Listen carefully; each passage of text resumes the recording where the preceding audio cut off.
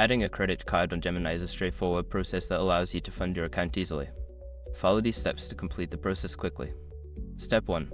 Open the Gemini app. Launch the Gemini app on your mobile device or visit the Gemini website on your computer.